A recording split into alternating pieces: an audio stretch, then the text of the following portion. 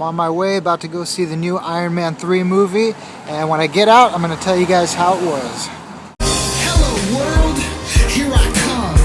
I had to walk, but now I run. What's up, man? What you done? Cause now I'm back, just like the sun.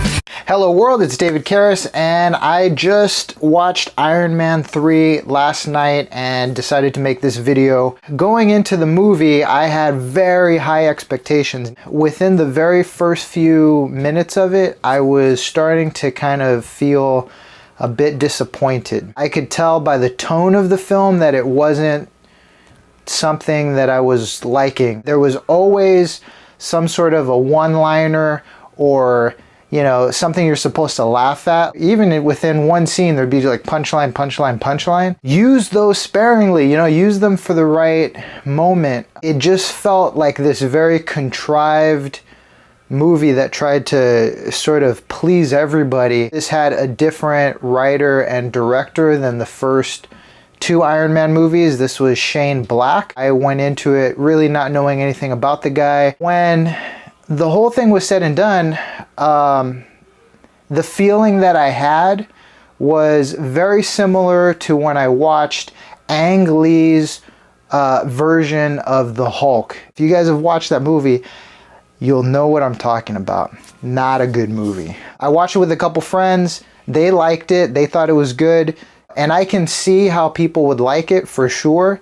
The special effects, like always, they look incredible. To me, the acting was fine. It was actually pretty good. Where I had a problem with it was the story, the way it was put together. There's so many different motivations, and it was just there's too much going on, and there was not enough time for you to catch your breath and for it to for you to really feel like you were taken places emotionally, like you were actually invested in caring about what happened to Tony Stark. Let the story develop into something rather than it's just like, here's something that happens, and then here's something that happens, and then here's another thing that happens, and then this thing happens, and then that thing happens. The first Iron Man movie had Jon Favreau. He did a great job.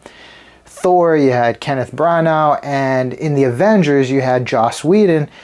And in this movie, Shane Black just completely shouldn't have made this film. I think they should have got somebody else. When I was watching it, I had the feeling like I was watching one of those buddy cop movies. This is like watching Beverly Hills Cop. And later I find out that Shane Black was the guy who did all these buddy cop movies. He did Lethal Weapon and The Last Boy Scout, I think, and I'm just like, why would you pick that guy? If you like Lethal Weapon, you're gonna like Iron Man 3. I personally am not a Lethal Weapon fan. I mean, it's okay, but to me, I'm looking for some greatness, I'm looking for some greatness when I watch a movie, because I don't go to the movies that often, I have a 1-year-old now, and so getting to the movies is a big deal.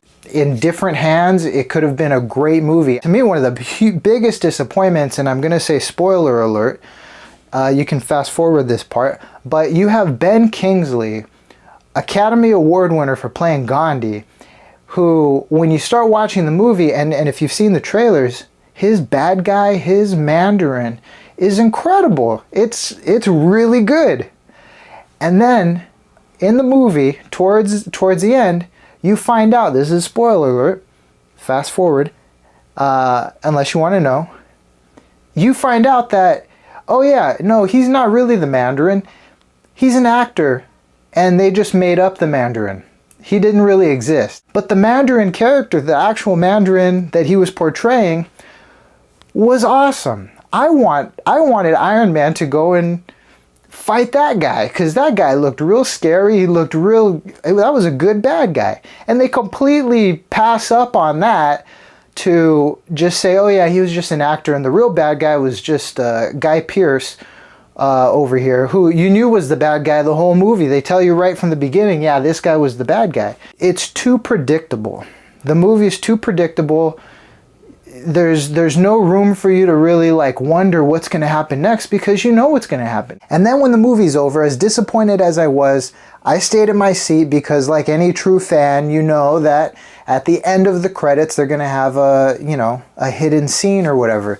So I'm sitting there and I'm like, okay, I just watched not a great movie. So at least, please, make the last little hidden scene at the end of the credits, at least make that awesome. And that sucked too. It really wasn't even that funny. It was just like, God, okay, I sat for that. With millions of dollars, with fantastic actors, with great characters like Iron Man, to make a movie that falls short, to me, there's no excuse. I'm still gonna go see Thor 2, I'm still gonna go see Captain America 2, and whatever else they put out, I'm gonna go. No matter what, I'm watching Superman, I'm watching The Man of Steel. It looks incredible. I'll be back with a video about that. Make sure to subscribe to my channel, like this video, leave a comment, share it. I'll see you in the future.